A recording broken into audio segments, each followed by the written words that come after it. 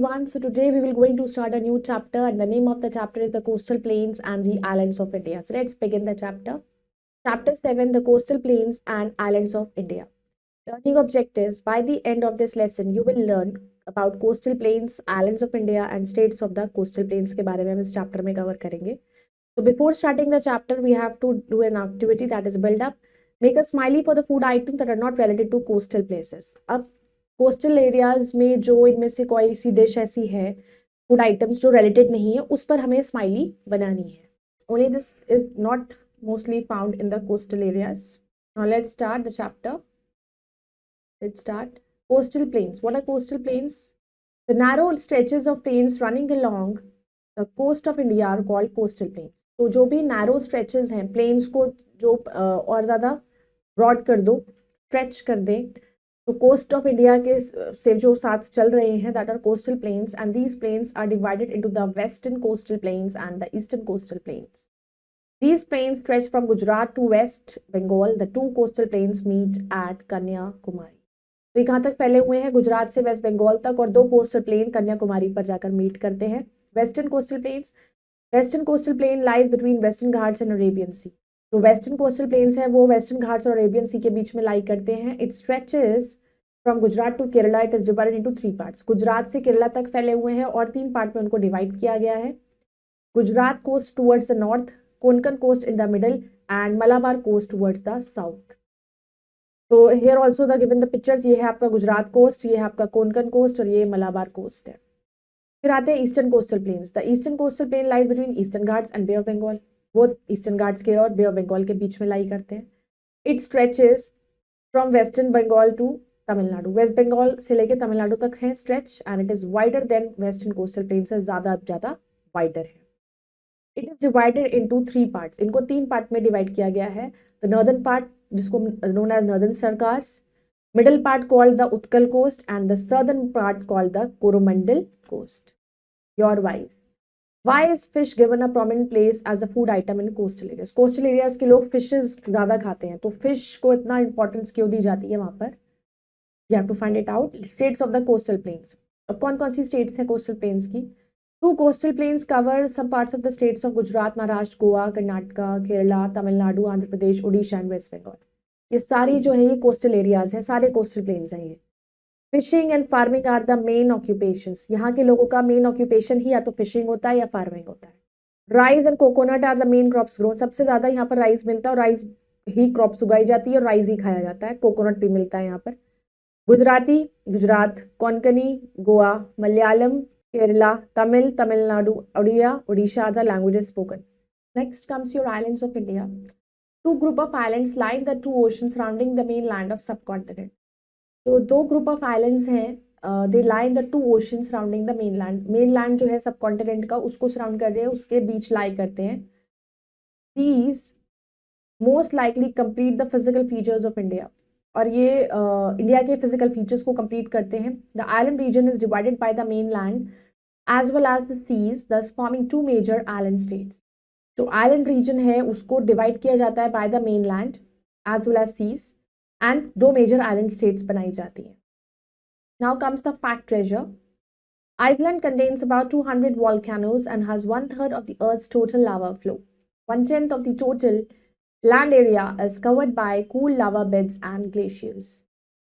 तो Iceland contain करता है कम से कम भी 200 volcanoes and they has 1/3 जो है अर्थ का टोटल लावा का फ्लो है. 1/10 ऑफ टोटल लैंड एरिया जो है वो कवर्ड है कूल्ड लावा बेड्स और ग्लेशियर्स से. जो लावा जब निकलता है, वॉल्केनो इरप्ट होता है, लावा निकलता है, फिर वो कुछ टाइम के बाद जब वो ठंडा हो जाता है, सूख जाता है, तो वो ग्लेशियर्स कई बार कन्वर्ट हो जाते हैं, लावा बेड्स बन जाते हैं. Lakshadweep. Lakshadweep islands are a group of 36 islands in the Arabian sea. Lakshadweep islands जो है वो 36 आइलैंड का ग्रुप है. लक्षद्वीप एक आइलैंड नहीं है, उसके अंदर 36 आइलैंड्स हैं. These islands are close to the Malabar coast. और ये आइलैंड्स जो है मलाबार कोस्ट के पास में है. Lakshadweep islands are small and flat. Lakshadweep island बहुत ही छोटे भी हैं, फ्लैट भी हैं. About 10 of these islands are inhabited. Most of the people rely on agriculture and fishing for their livelihood. और इनमें से जो 10 आइलैंड्स हैं वहाँ पर लोग रहते हैं वहाँ पे वेजिटेशन भी होती है और ज़्यादातर वहाँ के लोग एग्रीकल्चर पर ही डिपेंड करते हैं और फिशिंग पर ही अपना लाइवलीहुड कवर करते हैं। Kavaratti is the capital of this union territory. Lakshadweep की कैपिटल है Kavaratti. Many tourists visit Lakshadweep because of its coral deposits. Coconut and palms are grown in plenty. The main language in Malayalam है। Coconut और palms यहाँ पर बहुत ज़्यादा grow होते हैं क्योंकि बहुत बीच एरिया है, तो सबसे पानी ज़्यादा है, तो वहाँ उस जगह पर ज़्यादातर जो आपको कोकोनट के प्लांट्स मिलेंगे, पेड़ मिलेंगे और पाम ट्रीज मिलेंगे। और जो वहाँ की मेन लैंग्वेज जो लोग बोलते हैं वो है Malayalam. Andaman and Nicobar islands, Andaman and Nicobar islands are located in the bay of Bengal. ये बे ऑफ बंगाल में है। They contain about 300 islands. इसमें है 300 islands. Most of them are small in size, और बहुत सारे ऐसे हैं जो छोटे भी हैं। The islands have dense forest and only a few of them are inhabited. बहुत ही कम ऐसे हैं जहाँ पर लोग रहते हैं, और ज़्यादातर जो आइलैंड्स इसके हैं 300 में से ज़्यादातर आइलैंड्स जो हैं वो वहाँ पर घने जंगल है। Northern part is called the great Andaman while the southern part is called the Nicobar group. तो जो उसका नॉर्दर्न पार्ट है उसको ग्रेट अंडमान के नाम से जाना जाता है, और सदर्न पार्ट को हम निकोबार ग्रुप कहते हैं, तो तभी उसका नाम जोड़कर अंडमान और निकोबार बना है। Southern most point of Andaman and Nicobar island is called the Indira point, और जो सदर्न मोस्ट पॉइंट है उन दोनों का उसे इंदिरा पॉइंट कहते हैं। Here the picture is also given of Lakshadweep island and Nicobar island. Now words to remember. First is island, land surrounded by water on all sides. Coral deposits, substances deposited at the bottom of the sea from the skeletons of tiny sea creatures. Now let us recall, the eastern coastal plain is wider than the western coastal plain. Eastern coastal plains जो है वो western coastal plains से ज़्यादा बड़े हैं. And rice and coconut main crops grown here. Now let's do the think and answer.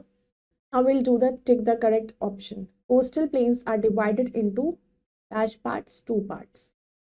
The two coastal plains meet at Kanyakumari.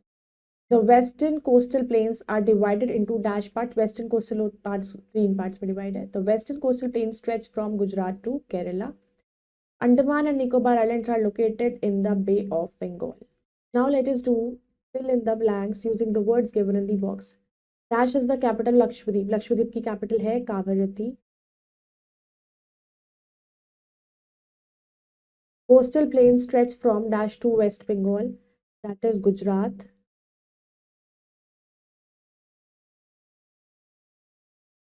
The main language of Lakshadweep is Malayalam.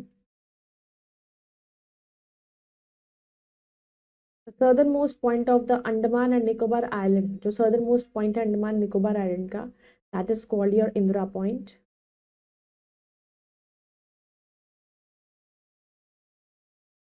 Dash contain about 300 islands. तो 300 islands तो किस में आते हैं? That is Andaman and Nicobar Island.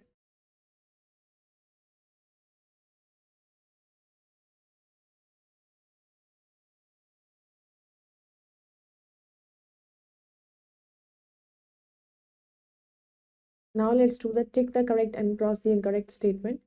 Dispur is the capital Lakshadweep. It is incorrect. Fishing and farming are the main occupations in the state's coastal plains. Yes, correct. Andaman and Nicobar Islands are a group of 300 islands. That is correct. Two coastal plains meet at Kavarati. No, it's meet at Kanyakumari. Indira Point is the northernmost point of India. That is wrong, because it is the southernmost point. Now let's do the match the following. Tamil Nadu में जो language बोली जाती है that is Tamil. Gujarat में बोली जाती है गुजराती. गोवा में बोली जाती है कोंकणी. केरला में बोली जाती है मलयालम. एंड ओडिशा में बोली जाती है Odia. So I hope you all have understood this chapter. You all can go through it once again, and we will meet in the next video with the next chapter. Then bye bye. Take care.